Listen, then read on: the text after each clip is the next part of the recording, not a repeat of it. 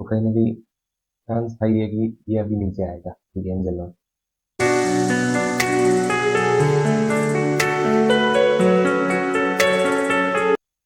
Hello friends, welcome to B S pro.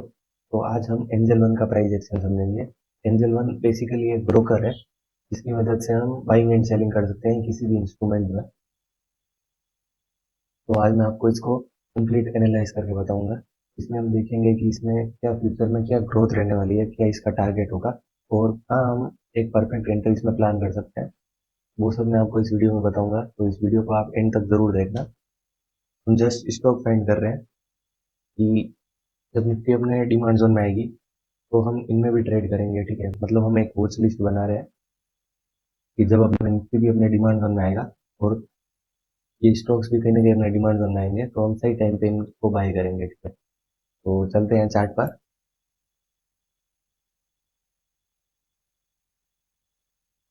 Yearly से हम इसकी स्कैनिंग करेंगे। ईयरली पे हम देखें तो 2020 में ये स्टॉक ओपन होता है और इसमें यहाँ पे एक डिमांड जोन बनता है। प्राइस यहाँ से चलती है और अगेन एक बेस कैंडल बनती है और अगेन एक बड़ी कैंडल बनती है ग्रीन। तो यहाँ पे हमारा एक डिमांड जोन बन चुका है इसमें। अभी और तो इसमें कुछ डेटा है नहीं है ईयरली पे, तो अब हम हाफ ईयरली पे चलते हैं। तो हाफ ईयरली पे हम देखें तो इसी ईयरली से कोइंसाइड हमारा एक हाफ ईयरली का डिमांड जोन भी है।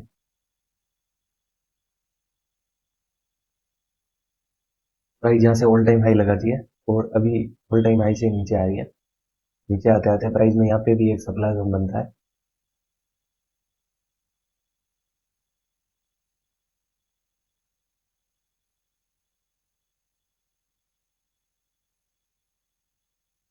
प्राइस यहाँ से नीचे आती है तो यहाँ पे एक सप्लाई जोन बनता है। अगेन प्राइस एक सप्लाई जोन में चलती है और अभी प्राइस हाफ ईयरली के सप्लाई जोन से नीचे आ रही है, ठीक है। तो प्राइस हाफ ईयरली के सप्लाई जोन से नीचे आ रही है, तो हमारे पास नीचे एक हाफ ईयरली का डिमांड जोन होना चाहिए। और इसी हाफ ईयरली के डिमांड जोन के अंदर हमारा ईयरली का डिमांड जोन भी कोइंसाइड कर रहा है, तो कहीं ना कहीं एक अच्छी बात है हमारे लिए। अब हम क्वार्टरली पे चलते हैं। क्वार्टरली पे हम देखें तो हमारे पास इसी हाफ ईयरली से कोइंसाइड एक क्वार्टरली का सप्लाई जोन भी था, ये वाला। इसका कलर मैं वाइट कर देता हूँ।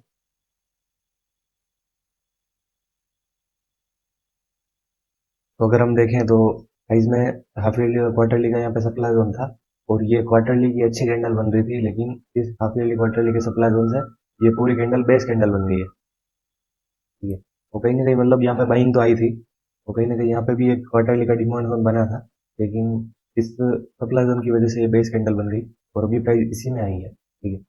और नीचे हम देखें प्राइस में यहाँ पे एक क्वार्टरली का डिमांड जोन बना है। मतलब देखो कितनी स्ट्रॉन्ग कैंडल बनी है यहाँ पे।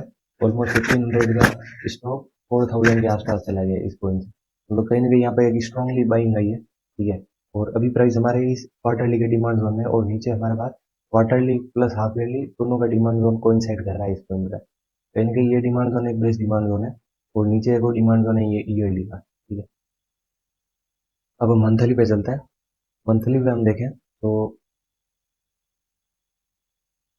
प्राइस में यहाँ पे एक सप्लाई जोन बनता है और एक सप्लाई जोन बनता है हमारे पास यहाँ पे।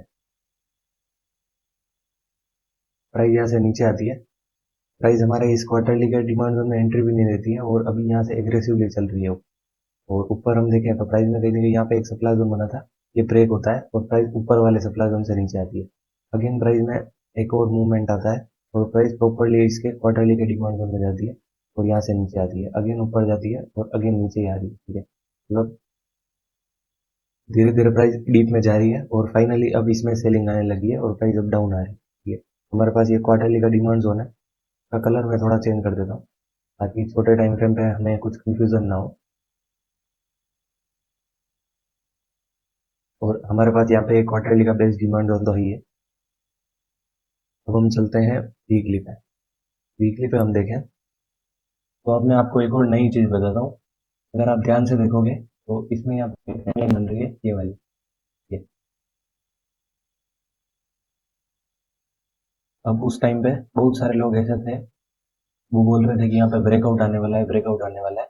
मुझे पर्सनली किसी ने मैसेज भी किया था, उसने अपनी पूरी रिसर्च मेरे साथ शेयर करी थी और उसने बताया था कि मुझे ऐसा लग रहा है कि इसमें ब्रेकआउट आएगा, लेकिन मैंने मना कर दिया था क्योंकि अगर आप ध्यान से देखोगे तो प्राइस में ऊपर हाफ ईयरली का सप्लाई जोन है। ठीक है, अगर मैं आपको डेली पे भी बताऊँ, यहाँ पे भले ही ये ट्रेंड लाइन बन रही हो, लेकिन हमें पता है कि प्राइस में यहाँ पे हाइयर टाइम फ्रेम का सप्लाई जोन है। कि ये देखो आप यहाँ पे RB9 पे एच आपको दिख रहा है, मतलब यहाँ पे का सप्लाई जोन है। अगर प्राइस में यहाँ पे ब्रेकआउट आ रहा है और ऊपर हाइयर टाइम फ्रेम का सप्लाई जोन है, तो वो ब्रेकआउट तो ब्रेकडाउन में कन्वर्ट हो जाएगा। वही सेम होगा, प्राइस यहाँ से गई ऊपर और इस सप्लाई जोन से, मतलब सब सोच रहे थे कि इसमें ब्रेकआउट आएगा, लेकिन कहीं ना कहीं इसमें ब्रेक डाउन आ गया। ठीक है, अब वो क्यों आया? क्योंकि कहीं ना कहीं हाफ ईयरली का टाइम फ्रेम का सप्लाई जोन था। तो आपको, इसलिए मैं बोलता हूँ कि आपको हायर टाइम फ्रेम से इसकी रिसर्च करनी चाहिए। तो अब आपको उसकी वैल्यू पता चली होगी हायर टाइम फ्रेम की। ठीक है, मतलब बहुत सारे लोग अभी भी ऐसे हैं कि बिंदास यहाँ पे ऐसे ट्रेन लाइन ड्रॉ कर देते हैं और अब इसमें ब्रेकआउट होता है। लेकिन उनके जो मोस्ट ऑफ द केसेस में ऐसा ही होता है कि प्राइस में उनको लगता है ब्रेकआउट आएगा, लेकिन उसी टाइम पे प्राइस में रिवर्सल हो जाता है और ब्रेकडाउन नहीं आता। इसका मेन रीजन ही यही है कि आप हायर टाइम फ्रेम से इसकी रिसर्च नहीं करते हो। ठीक है, तो अब इसमें हम देखें कि हमारे पास कहाँ पे एक परफेक्ट एंट्री पॉइंट है। तो हम मंथली पे एक बार डिमांड जोन मार्क कर देते हैं। एक डिमांड जोन तो है हमारे पास मंथली पे यहाँ पे, और एक डिमांड जोन है हमारे पास यहाँ पे। दो डिमांड जोन है हमारे पास। तो प्राइस हमारे इस क्वार्टरली के सप्लाई जोन में आती है और प्राइस यहाँ से नीचे आती है और हमारे मंथली के डिमांड जोन से एक बार ऊपर जाती है। अगेन प्राइस यहाँ पे अप डाउन ओपन होती है और यहाँ से ऊपर चलती है। ठीक है, और अब प्राइस हमारे हाफ ईयरली के प्रॉपर सप्लाई जोन में चली गई है और अब यहाँ से नीचे आ रही है। ठीक है, और कहीं ना कहीं ये जोन तो ब्रेक हो गया है। ठीक है, ये जोन ब्रेक हो गया है। यहाँ पे ये डे सेपरेटर लगा हुआ है, इसकी वजह से आपको यहाँ पे जो वीक है वो आपको दिख नहीं रही है। ठीक है, तो प्राइस अभी यहाँ से नीचे आ रही है और ये डिमांड जोन तो ब्रेक होने वाला है और हमारे पास एक दिन का डिमांड जोन यहाँ पे है और बेस्ट डिमांड जोन तो हमारे पास इस पॉइंट भी है। ठीक है, बेस्ट डिमांड जोन हमारे पास यहाँ पे है। अब हम वीकली पे देखें तो वीकली पे भी इस पॉइंट पे एक डिमांड जोन है जो कि एकदम प्रॉपर ओरिजिन पॉइंट है इस मूव का। कहीं ना कहीं प्राइस इतना ऊपर से आ रही है। ठीक है, मतलब 3400 से 2400 ₹1000 डाउन है। कहीं ना कहीं सेलर भी अब टायर्ड हो गए होंगे। ठीक है, इतना ऊपर से आ रही तो मतलब हर टाइम सेलिंग नहीं रहती है, ऐसा नहीं कि धड़ाधड़ सेलिंग ही रहेगी। सेलर भी कभी ना कभी थकते हैं उन्हें सेलिंग रहने से। तो इसमें यहाँ पे एक डिमांड जोन बना है वीकली का प्लस मंथली का। अब हम डेली पे देखें तो प्राइस अभी इस मंथली के डिमांड जोन को ब्रेक करके यहाँ से एग्रेसिवली ऊपर जा रही है। ठीक है, तो हम इसमें ऐसा तो नहीं कि हम यहाँ से हम पता लगा दें कि अब प्राइस में यहाँ से एक अप मूव आ जाए,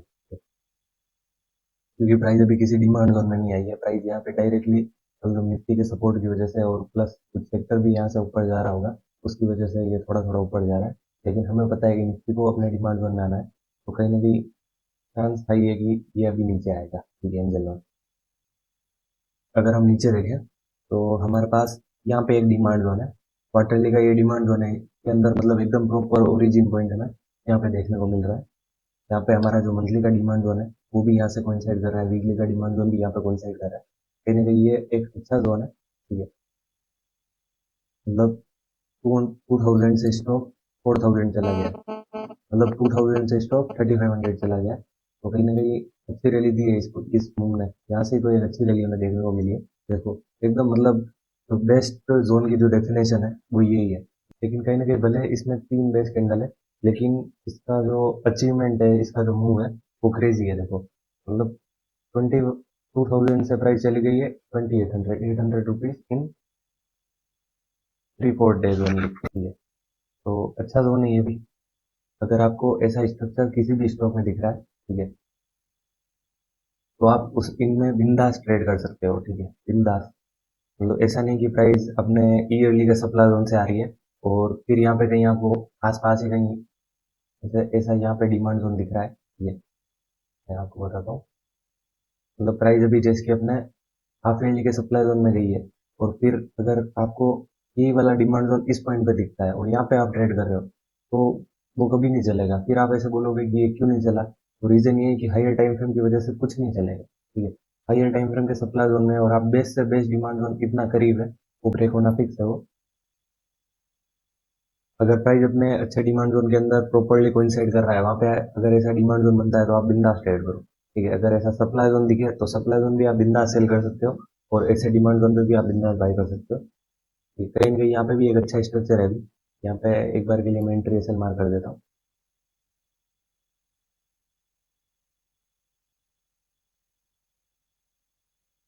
94 रुपीज का स्टॉप लॉस रहेगा। तो हमारे पास एक डिमांड जोन तो यहाँ पे है, ठीक है, अच्छा डिमांड जोन है ये। और एक डिमांड जोन है हमारे पास, तो मैं एक बार क्वार्टरली खोलता हूँ। क्वार्टरली पे हमारे पास ये वाला डिमांड जोन है। अब मैं डेली पे चलता हूँ। तो डेली पे कहीं ना कहीं इसी क्वार्टरली के जोन के अंदर हम देखते हैं कुछ जोन है या नहीं। तो हमारे पास एक जोन तो है यहाँ पे, ये वाला। और अगर हम नीचे देखें तो हमारे पास एक जोन है इस पॉइंट पे।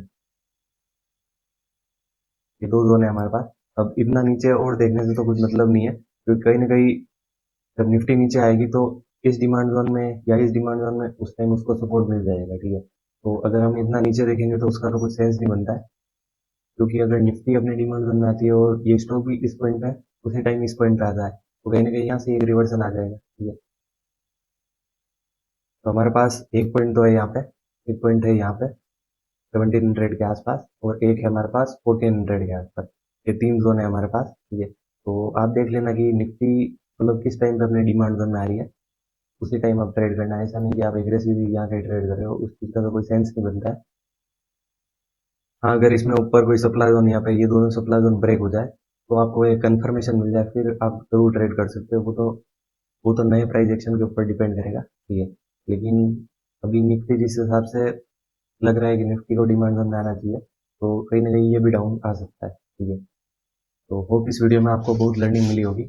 अगर आपको ये वीडियो अच्छा लगा हो तो लाइक शेयर सब्सक्राइब जरूर करना, और कमेंट सेक्शन में आप अपने स्टॉक्स भी बताना कि आप किस स्टॉक का प्राइस एक्शन समझना चाहते हो, ठीक है। Thanks for watching. Good night.